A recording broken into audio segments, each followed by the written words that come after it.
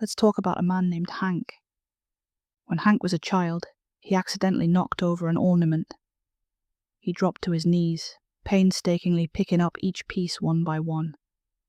He bawled his eyes out, not because his parents would get mad, but because he knew his mother loved that ornament. She would be so sad to see it broken, and that made him cry. But his mother saw the whole thing. She saw him cut his little fingers on the sharp pieces, but he kept picking them up. And when he was done, he presented the pile to her, trying to hold them all together. "I'm sorry," he cried. "I'm sorry, Mama." "Don't cry, Hanky boy," she said, sweeping him up in her arms. "You're a good boy. You've got good bones, through and through." She always knew the right thing to say. Hank was very good at picking things up. He always knew where to find keys or receipts, or little Lego pieces that rolled under the couch. This didn't translate to academic prowess, sadly. For many years, Hank's parents debated whether or not it was appropriate for him to stay in regular class. In many ways, he had special needs, but it wasn't obvious. He was happy, he was pretty good with numbers, and he was handy. But there were certain things that you just had to explain to him over and over again, and even then, he might need to hear it a couple more times. They had to accept that, perhaps, Hank was a bit slow on the uptake. That didn't mean he couldn't fit in. A lot of people were slow. That didn't mean they had to be treated any differently. And in many ways, Hank didn't have a problem fitting in. He would struggle in certain classes, but he'd shine in other ways. He was a hell of a pitcher on the baseball field. Sure, he'd get distracted at times, but a snap of the fingers would bring his attention right back. He would say his please and thank yous. He knew when to apologize and when to be quiet. And in those moments when he didn't know what to do or say, he would smile and listen. In high school, there was a lot to worry about. The upcoming graduates from the class of 2000 had to take vitamin supplements and go through a couple of screenings to make sure they hadn't caught a regional disease, something like that. Hank didn't understand, and neither did his parents. But he was a good boy. He swallowed his bit of medicine and thanked the doctors. Problem was, it wasn't medicine they'd given him. It was a macrodose of something that wasn't meant for this world. The changes would come gradually. His fingernails would melt from his hands. His teeth would drop from his gums. He was hesitant about telling his mother, thinking she might blame it on sugary drinks and snacks, one of Hank's rare indulgences. But when he started to lose his eyebrows, he couldn't hide it anymore. At some point, the doctors returned. They took Hank away, telling his parents he had passed. There was a consolation card with a blue sunflower on it. "We tried to stop it," the doctors said. "We're so sorry." Hank had no idea they thought he was gone. All things considered, he was doing pretty well. These sudden changes didn't hurt as much as he thought they would. The doctors were kind enough to give him all kinds of treats. His favorite day was when he was allowed to have a giant bag of Cheetos all to himself while watching cartoons. He had 6 sodas and collected the pop tabs on his nightstand. He loved pop tabs. They all looked similar, but they all had slightly different shapes. His favorite was the one with the bull on it. So cool. One morning, he didn't recognize himself in the mirror. His skin had gone translucent. He could see his skull and the nerves underneath. Touching himself felt like pushing his finger through jam. Only his finger was jam too. And still, it didn't hurt. It was a strange sensation, but it didn't hurt. He was happy about that, but worried. The doctors told him things would be okay. He was given more medicine, and they promised they would watch him day and night. It reassured him, but he wasn't convinced. Hank had been sick before, and that had felt a whole lot different. This was a different kind of sick. Later, the doctors would find Hank in his bed, melted into a black puddle and a handful of bones. They thought he'd passed, leaving behind nothing but a fizzy acid-like substance that burned into the concrete. But as a clean-up crew went in to dispose of him, suddenly the puddle lurched into action, animating the bones into a vague memory of human anatomy. Hank was confused. He couldn't think right. It was as if his thoughts were spread all over his body. Some of his thoughts were missing entirely. At times a memory would swim by, and he would think of something curious. He might see a pop tab and hurry to collect it. But most of all, he remembered his mother. "You've got good bones, Hank." He did. He did have good bones. Over time, those bones would get lost. As he moved around, he would drop one or two. Sometimes he'd drop all of them. And when his mother's words came around, he'd panic. He'd go look for them. And if he couldn't find them, he would go fetch some. It made sense to him.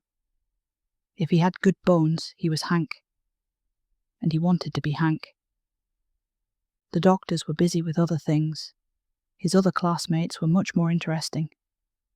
They had all taken the medicine, but it did very different things to them. Hank was just jelly and acid. The others could say and do wondrous things. So, at some point, Hank got bored of sitting in his cell. He left his bones behind, flushed himself down the toilet, and disappeared. It took some time to reassemble. He found a cozy washing machine to cuddle up in. He thought no one was going to use it, so when some nosy repairman took it home, he was frustrated. Hank ended up getting thrown into a quarry. He got more and more frustrated the more he tried interacting with people, and he finally retreated from society entirely. But he kept getting sidetracked. He'd always been easy to distract, but with his thoughts in liquid form throughout his body, it was downright impossible to plan ahead, no matter how many good bones he collected, and he collected plenty. Not too long ago, the doctors came back. They tricked Hank into a canister and locked him up. It was uncomfortable, but more than anything, it was cramped. Hank liked to stretch and expand. His liquid shape could grow many times the size of an ordinary person, and it felt good to do so. It was like drawing a deep breath. He liked being large. Made it easier to collect little things. At some point, someone broke the canister. There were alarms and gunfire and angry men. Hank missed having bones, so he collected a few. He saw a couple of old friends who gave him some pop tabs. He stopped 2 friends from arguing. It was a good day. After that, Hank found himself wandering the forest. He didn't mind that at all. This is where we find Hank, minding his business in the middle of nowhere. A good thing about his liquid form was his ability to pick things up as he went. A well-placed step was all it took to get some berries. Blueberries were his favourite. Animals would flee at the sight of him, of course. That was okay. Birds were distracting, and he didn't much care for things with fur. They were messy, and would get stuck for days. No, he much preferred people, especially those with good bones, to replace his own. He would spend a lot of time in the woods. He tried to stay out of running water, as it tended to dilute him. Also, he might accidentally make things who drank from the rivers sick, and he didn't like that. Then again, it was difficult to remember to think of others sometimes. Most of the time, it was difficult to remember that he was a person at all. As the days passed, he settled into a comfortable rhythm. He could live a life out there. It would be nice. Almost as nice as snacks and cartoons. Sleep wasn't necessary anymore. But he sometimes did it out of habit. He would lay down and pretend to have eyelids. He didn't really see things anyway. Seeing felt more like a constant sound nowadays, like a vibration. He sometimes got sound and movement mixed up, not knowing if someone was screaming or running. It confused him. But one night, he noticed something in the distance. Helicopters and guns. He had a hard time remembering what they were, but he knew they meant people might be around. That was interesting, albeit a bit scary. It was unusual to see them in the forest, though. That had to mean something. So Hank got up and went to investigate. There was a clearing in the forest up ahead. There was a downed helicopter, still smoking in the open field. The people had already fled, leaving behind supplies and bombs and guns. There was still fire in the grass, and there were empty canisters of gas strewn about. It smelled strange. But there, in the middle of the field, was a crater. There was something in it. Even before seeing it, Hank could sense it. It was something like him. He could feel the vibrations from it. It was like spotting a friend in a crowd. There was something crawling at the bottom of the crater, among pieces of rubble. There was a large blob of flesh, swirling and squirming in and out of itself like a pit of snakes. Tendrils contracted and expanded like undulating maggots, reaching and retching with unnatural organs. It didn't resemble anything even close to a human being, but Hank felt something. Recognition, perhaps. He wasn't really made of anything normal either. Then, it spoke to him. Not with words, but vibration. A sensation that reached straight into his being. "They burn me," it said. "I hate them. I hate them all."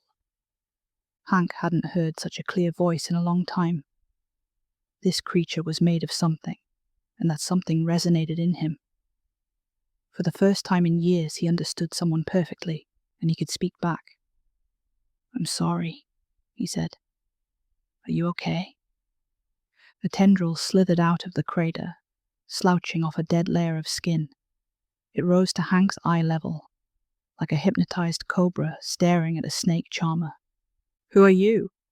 The two of them shared a curious moment, recognizing something in the other. They were both made of something they shouldn't be. Maybe even the same thing, but it manifested differently. She, discarded flesh. He, searing acid. Hank bobbed his head left and right, trying to get a better view of her. She was beautiful, but so angry. As parts of her body would die, new flesh would grow. The men had attacked her. Fire, acid, gas. It was all just temporary measures. Hank figured that once she downed that attack helicopter, they probably decided to live to fight another day. He couldn't see any human remains in the downed craft, so he figured she either got to them, or they were long gone. Hank reached out with a finger, touching the tendril. His acid burned it a little, making it recoil. "I'm sorry," he said. "I'm sorry, I forgot." "Why do you burn me?" she snarled. "Are you with them?"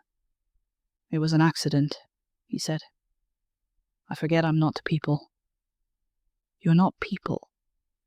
Then what are you?" Hank lowered his finger. "I'm Hank," he said. "Nice to meet you."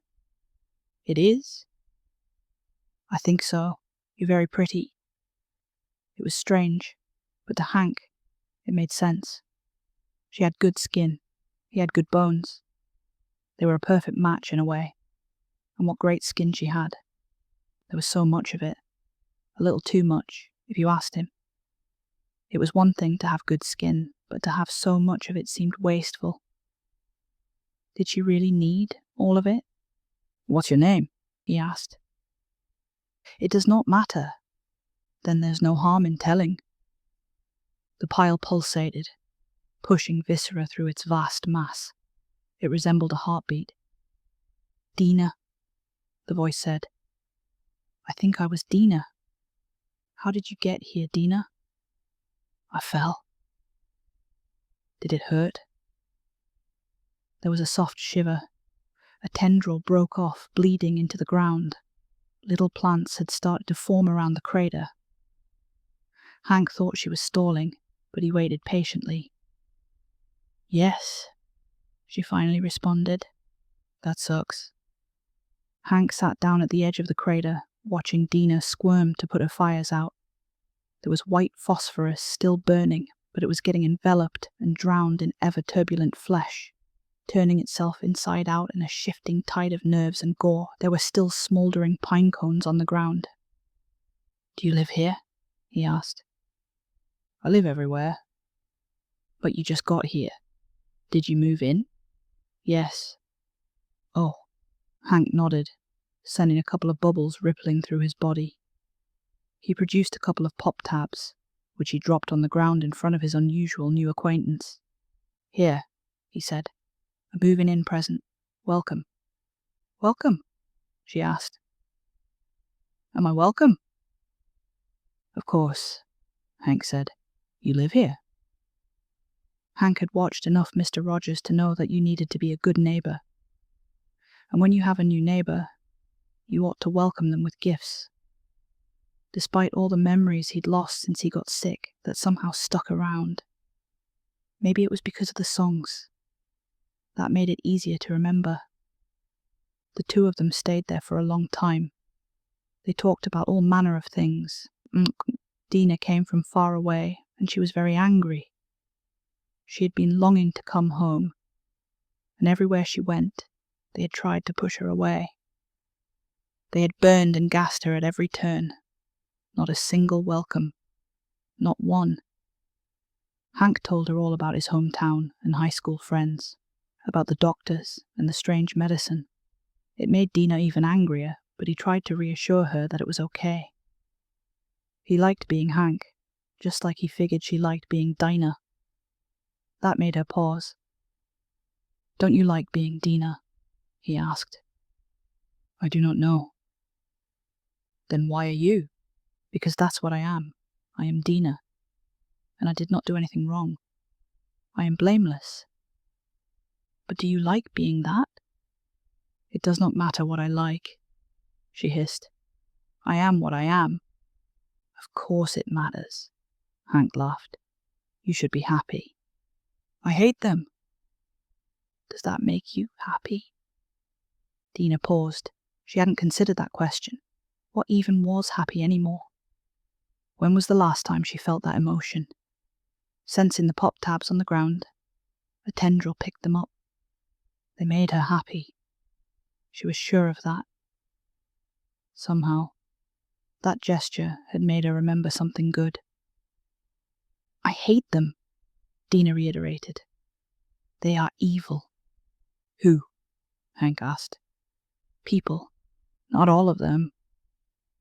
Dina wasn't convinced, but she was willing to hear him out. Hank told Dina all about his family, about Sunday morning cartoons and freshly squeezed orange juice. He told her about all his favorite things to collect and the many people that had made him laugh over the years. And for all the things he talked about, it wasn't the things themselves that made Dina feel. It was the way he told her about them. There he was, just as much an outcast as her, but he could still see the good things. He could feel something. She envied that. But then she remembered the soldiers, the people leaving her to die. How they had shrugged at the prospect of sending her into eternal pain and torment without a second thought. And all those little good things that Hank had told her about were drowned out. "They burned me," Dina said. "I hate them." "They didn't all burn you," he said. "So why hate all of them? Why not just some of them?" "They would all burn me if they could," Dina spat back. "For every ounce of hate I carry, they carry two." "I'm not so sure about that," Hank said. "Maybe you just haven't made a good impression." Hank didn't believe that in his heart of hearts. Dina was absolutely gorgeous. There was no way she couldn't make a good impression. "Then how do I stop feeling this?" Dina asked. "How do I stop hating?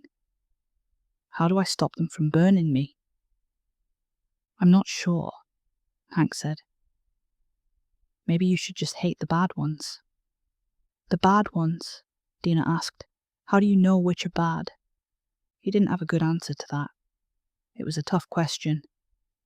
There were people he thought were bad who turned out to be good, and good people who turned out to be bad, like the Babbins.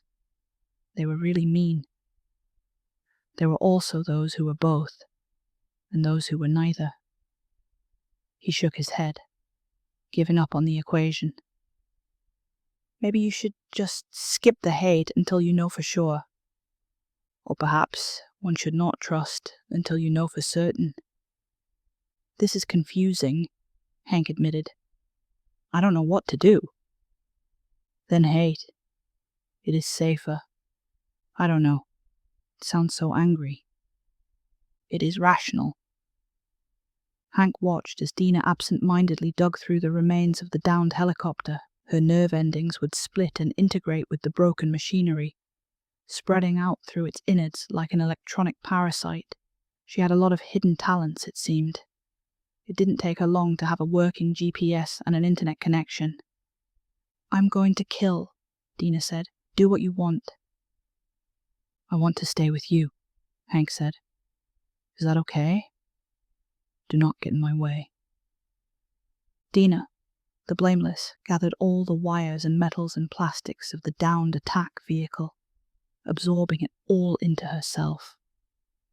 She could make batteries inside herself. She could integrate with this thing, and with it, she could bring down more of her pieces from the sky. But there was something missing. She couldn't say exactly what it was, but she could feel it. In that initial attack, the soldiers had done something. She'd been so distracted from the impact that she'd lashed out instinctively. But now that she looked back, there was something off about the whole thing. Why had they attacked her, only to retreat? Dina rolled out of her crater, scraping across the ground as her electronics got to work. There were people out there who kept pieces of her inside themselves.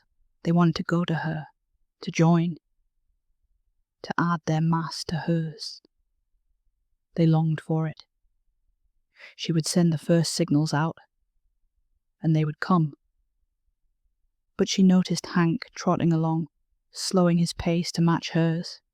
She considered absorbing him, but she didn't know how that might affect her. And even if it was safe, what was the point? He wouldn't add anything she couldn't make herself, and he certainly wasn't a threat. Was she really the kind of being that would kill the only thing capable of communicating with her? Was she that far gone? Sensing his presence, the question lingered in her mind. And while she didn't get an answer, she did get a realization. She had thought about the question long enough that for a little while, she forgot to hate. They trekked through the forest. Trees and bushes came down as nature made way for the blameless abomination. As they came to a large river, Hank stopped. I can't cross, he said. It'll wash me away. I can help, she said. I am wide. I will burn you. Not much. He stepped on top of her and watched his feet burn into the shivering flesh. But wherever it burned, there was more. And soon enough, the two of them made their way across the river. Dina considered dropping him into the river, but decided against it. It wouldn't be fair. She didn't really care about fairness anymore. But even so, she could recognize it. It was unusual for her to think so much, but maybe that was the consequence of not having been talked to. Without questions, you think there are only answers. Dina had been stuck in that life for a long time, beyond time even. If she made it all the way across the river with Hank, she had helped another living being. She hadn't done that in so long. This would mean a change in her, a change that scared her. It would be easier to wash him away. No, it would be even easier to let them both be washed away. Then they would both be gone. No more questions. But it wouldn't be fair. Hank had placed his trust in her. As they reached the other side of the river, Hank stepped off, apologizing for the acid burns.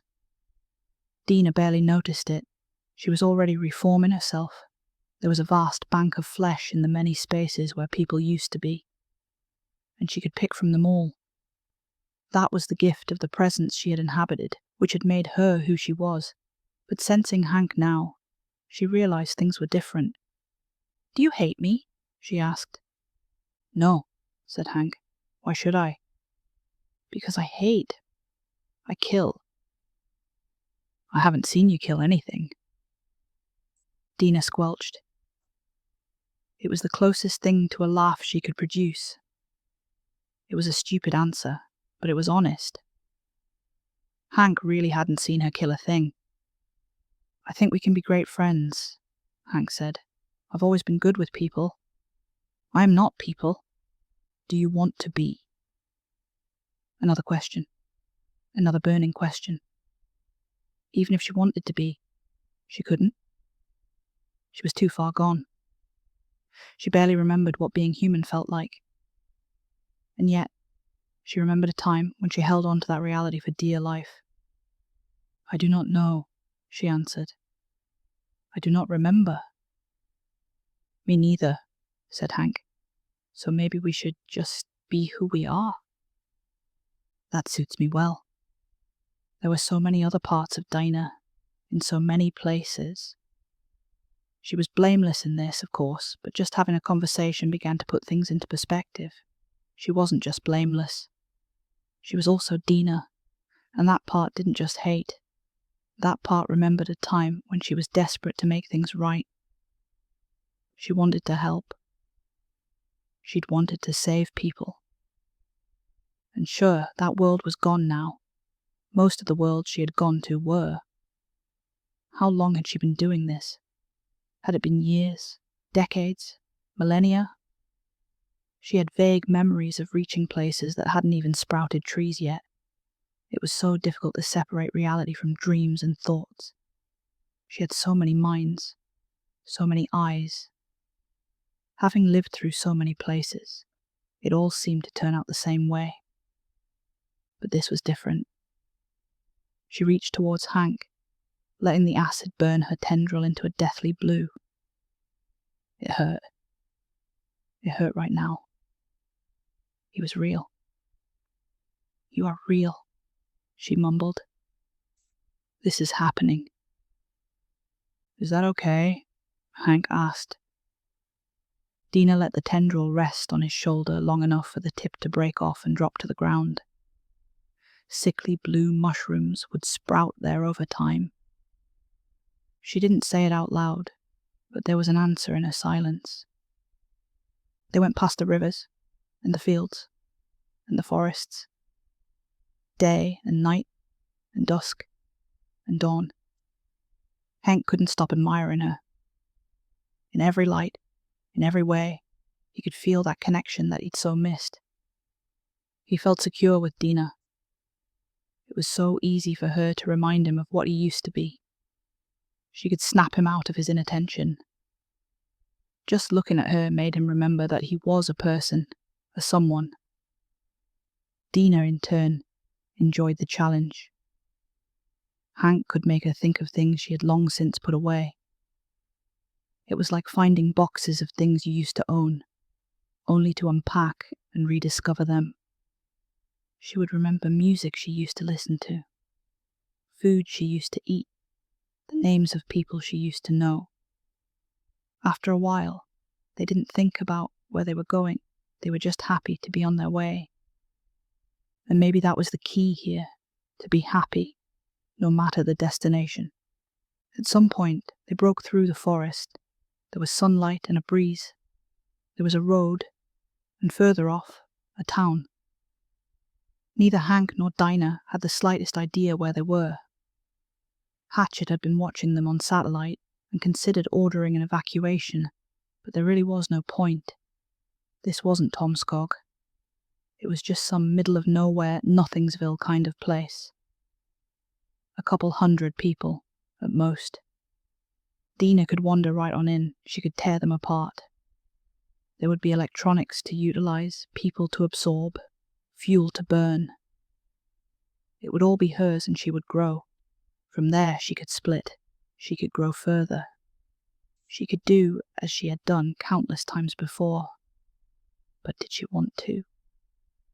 She could feel Hank at her side, his strange vibrations and chemicals searing the ground. She could hear his silent question.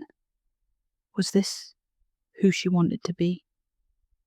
Even if it was the most natural thing in the world, did she need to do it? Hank turned to her, leaning down. Do you want to keep walking? He asked. Dina considered it. If she reached the power grid, things would escalate immediately. Even if she didn't want to kill everyone now, it could be a good idea to gather enough strength to where she could do so if needed. After all, if she didn't kill them, they would come back. They would hunt her, burn her. They would... Yes, she said, cutting the thought short. Yes, let us walk. In the moment, she realized she didn't know what she'd agreed to. Hank could be talking about walking into town or walking back to where they came from. She hadn't considered that. But then again, she didn't really care. And so, they turned around and walked the other way. Far away in a dark room, there were people watching their movements on a screen. They had no idea what they were seeing. To the field director at Hatchet, this didn't make any sense. She was leaning over one of the monitors with a furrowed brow, checking her notes over and over. They'd had a media team on standby just in case a part of Blameless fractured into settled residential areas. They had never anticipated it turning around. It went against everything they'd learned about the entity. It was a killer. A hateful, spiteful killer. After all, that's why they'd called it down to begin with. They needed a weapon. Director Lohman turned to her perpetual video call, where a tired staffer tried to keep up a detached persona. Bring the capture team back. They're turning around, she said. Try to get a sample from the crash site. We got a couple, but they're inert, the staffer said. We might have a prototype ready before she reaches critical mass, but this is uncharted territory. So what do you make of this? Lohman asked. Is this accelerating the timetable? Honestly, ma'am, we have no idea. We figured that town would be dust in the wind by now. Director Lohman leaned in, tapping at the satellite picture as if trying to get the pile of flesh to move. She didn't like it when things defied her expectations. It was sloppy, at best, maybe even deadly. Get me everything on that thing it's walking with, she said. The black spot. We think it's a subject from Site B, class of 2000. I don't care if it's the goddamn Lincoln Memorial, Lohman groaned. I want a dossier, and I want 6 ways to kill it. She slammed her hand against the screen, leaving a handprint. She wiped her prints off with her sleeve. Old habits die hard. I'll need some time, the staffer said. Most of those files were handled by Galapagos. It's a mess right now. Lohman couldn't help but agree. It was a mess. But it was a mess she'd been tasked to handle, and come hell or high water, she would. Meanwhile, Hank and Dina turned their attention back to the woods. It didn't matter if there'd be more fields and valleys and rivers. What mattered was the company, and that they were walking together, asking questions, sharing thoughts, being a little more human every day. There was always something new to rediscover. Dina couldn't help herself. She hadn't needed eyes for some time, but she was curious. An eye sprung from one of her tendrils as tired nerve endings adjusted to new signals. Colour sprung back to her senses. Sunlight. It was all frivolous. She could easily navigate without these things. But it was nice to see again. It felt like waking up from a long sleep. And yes, Hank was a strange entity, more liquid than body, but she could still see something in him. He wasn't a thing.